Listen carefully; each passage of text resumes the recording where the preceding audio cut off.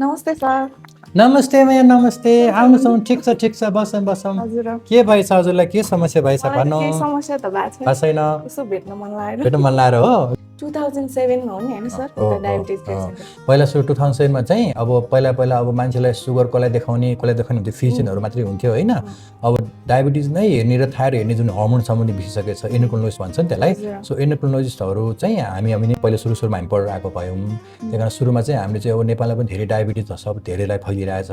thyroid पनि धेरै मान्छे देखा परिरहेछ त्यही कारणले गर्दा यसको सम्बन्धी नै पढेर किन हामी क्लिनिक नखोल्ने भनेर हामी फर्स्ट टाइम नै नेपालको फर्स्ट नै हामी डायबिटिज सेन्टर भनेर एउटा त्यहाँ पुलको बुन्डलमा सानो चाहिँ क्लिनिक स्थापना गरेको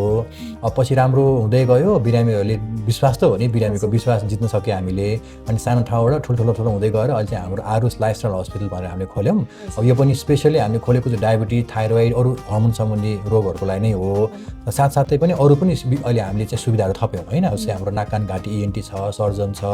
हाम्रो डाक्टर सञ्जय खड्की हुनुहुन्छ युरोलोजिस्ट पत्थरको अपरेसनहरु सबै यतै हुन्छ अहिले त हुँदा त झन् हाम्रो त घुँडाको पनि अपरेसन यहाँ हुन्छ हामीका अर्थोपेडिकहरु छ घुँडा पनि फेर्छ हामीले अनि त्यस्तै अब अरू डाक्टर जस्तै हाम्रो दाँतको छ आँखाको छ डेन्टल पनि हुनुहुन्छ हैन सो यसरी बिस्तारै अब सुगर भएकोहरुलाई मात्रै होइन कि त्यो बाहेकको अरू पनि बिरामीलाई नि सुविधा दिनलाई हामीले यो बिस्तारै बढाएको हौं स्पेशली अहिले पनि हामीले चाहिँ फोकस चाहिँ हाम्रो मेन चाहिँ हाम्रो त्यहाँ चाहिँ डायबिटिज थाइरोइड र हर्मोन सम्बन्धी रोगलाई नै हाम्रो मेन फोकस हो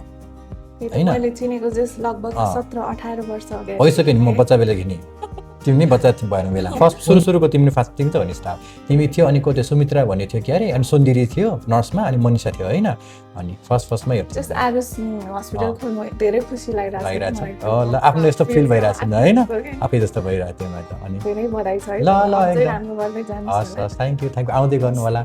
है थ्यांक यू ओहो भिडियोग्राफर मन पर्यो के मलाई त ओहो कस्तो क्यूट भिडियोग्राफर हाम्रो है